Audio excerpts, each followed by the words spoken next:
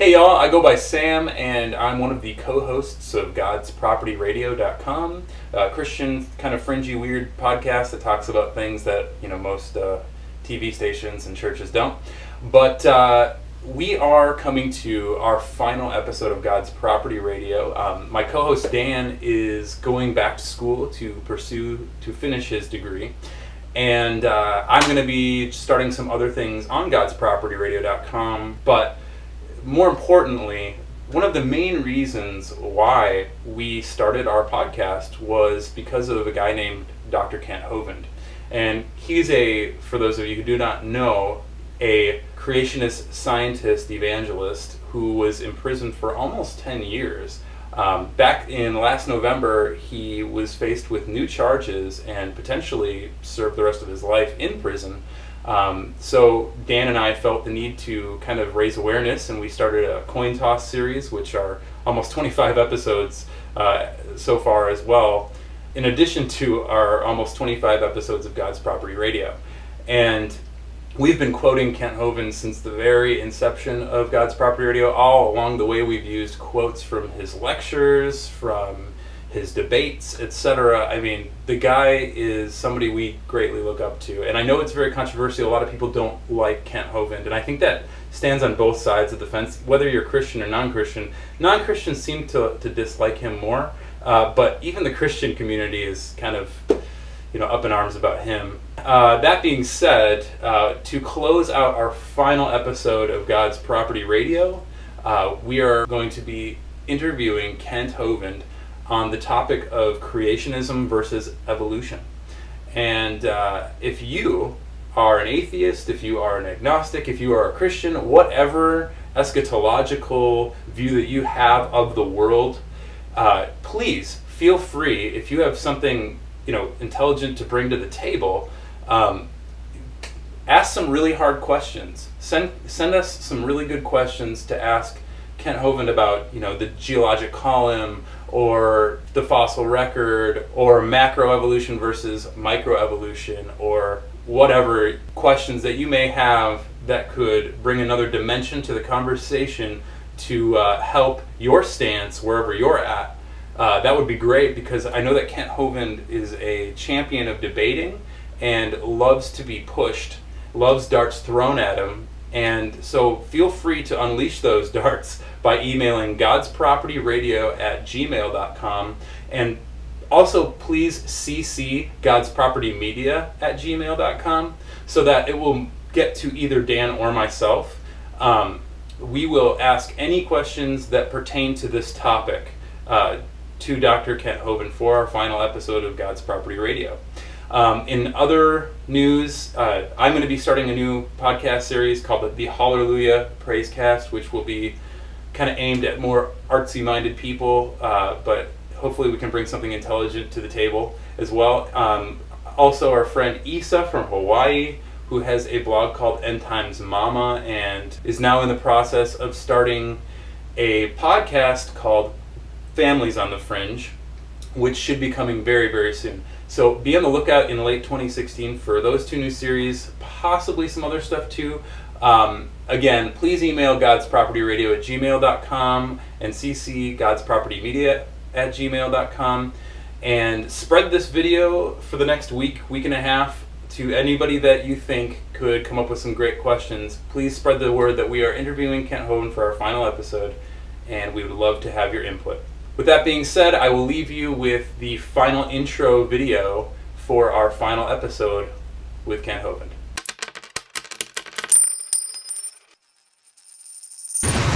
What is real? Is this real? Am I? Who are you? I'm you. That's an amazing accent. I like yours as well. So confused, British Dennis. You create your own reality. I've known beggars to be kings, and kings to be beggars, all because they believed it so. It's your choice. It's my choice. It's your universe. It's my universe. And you are God. I am God. Mutation. It is the key to our evolution. It has enabled us to evolve from a single-celled organism into the dominant species on the planet. Now, as you can see, this is the evolution meter, and I've put God, the creator of everything, on the right side, and evolution on the left. I've went ahead and put you guys all on the fence, because of course you're going to hear out my argument. Let's start where I would start. Kent Hovind is back. He already has a YouTube channel and has been busy uploading all of his old videos, in the certain knowledge that there are new sheep to shear. He has served the time for his crime, and we should allow him that, except of course that he still denies his crime, and it is obvious that self-reflection is one pastime he did not engage in during his incarceration. Humility is not a word in Hovind's lexicon. See, Charlie, these liberals are trying to assassinate my character. I can't change their mind. You're wasting our time. You're not going to get us to not believe in evolution. And why is that? Because the smartest scientists in the entire world all agree that it's real. I'm glad you brought that up.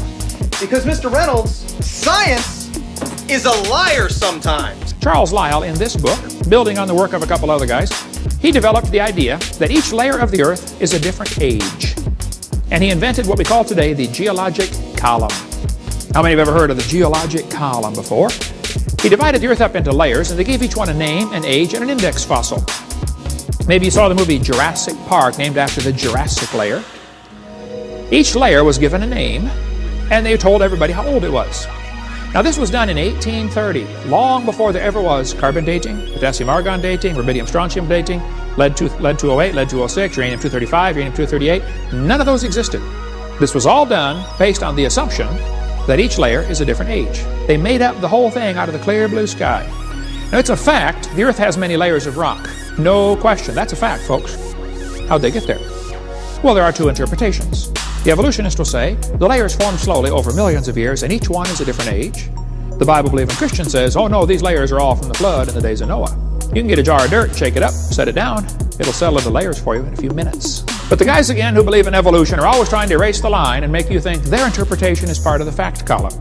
The geologic column is actually the Bible for the evolutionist. It can only be found one place on planet Earth. The only place you will ever find the geologic column is in the textbooks. There is no geologic column. This guy admits it. He said if there were a column of sediments, unfortunately no such column exists. A professor I debated one time said, oh, Hovind, you're wrong. Now there are 26 places on planet Earth where the geologic column exists. I said, no, I'm sorry, you're wrong. There are 26 places on planet Earth where the fossils are found in the order you would like them to be. But that doesn't prove the geologic column exists in any of those places. There is no geologic column. If there was in one place, it'd be 100 miles thick.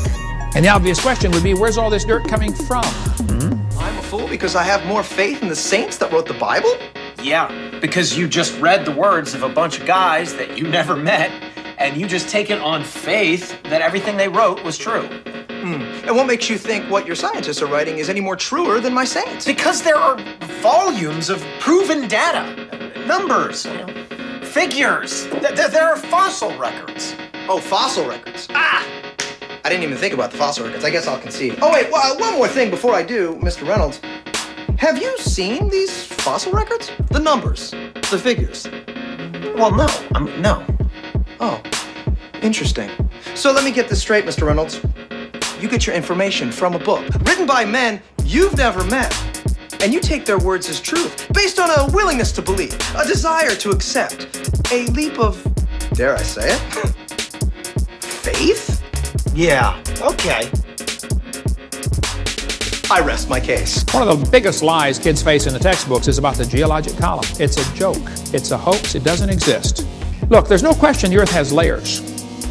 But if those layers are different ages, why are there no erosion marks between the layers? They all just fit tight to each other like pancakes. I mean, don't you think if that one layer sat there waiting for the next one to come on top, it'd rain once in a while in 10 million years?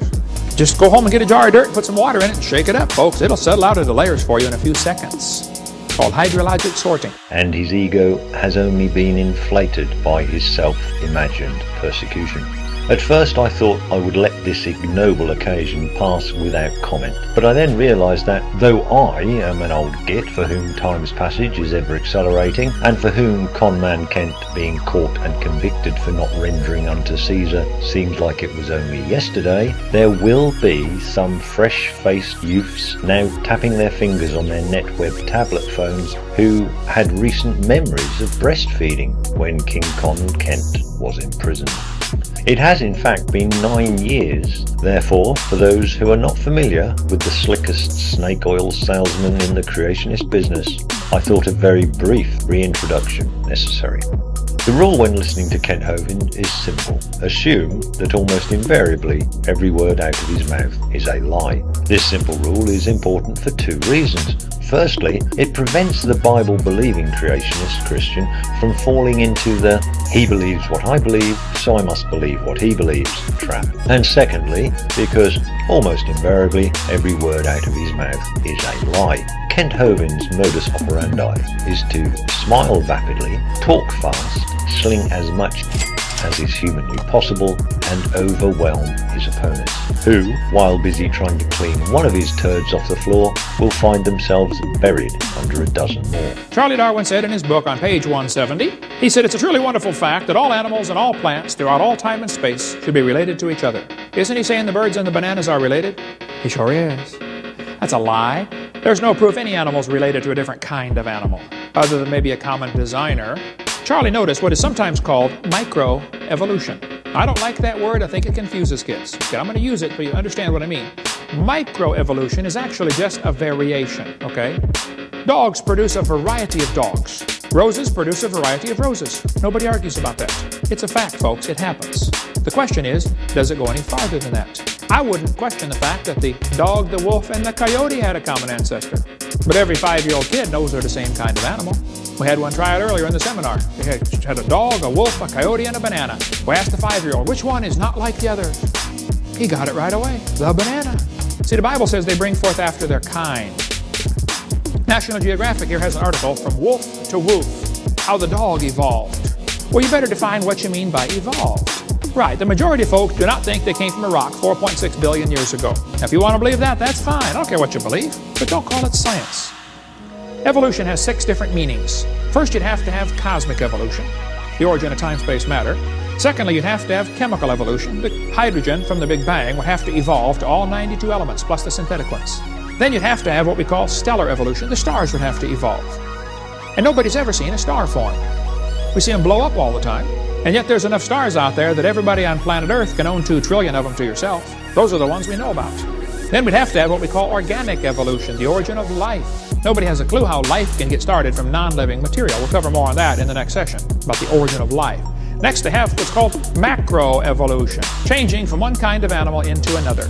Nobody's ever seen a dog produce a non-dog. And lastly, we have variations within the kind that some people call microevolution. Okay, this one happens, whatever you call it, it happens. The first 5 are purely religious. But the definition of the word evolution is really confused for the students on purpose, I believe.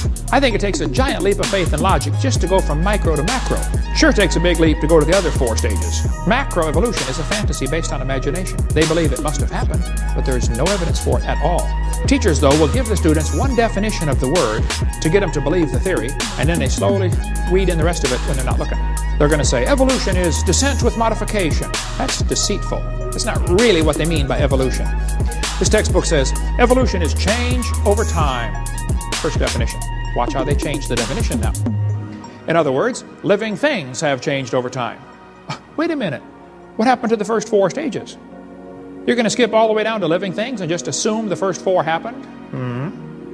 That's not really what they mean by evolution, folks. What they really mean is the whole theory comes as a package deal. Hitler said, let me control the textbooks and I'll control the state. You are tuned in to God's Property Radio. Here are your hosts, Sam and Dan.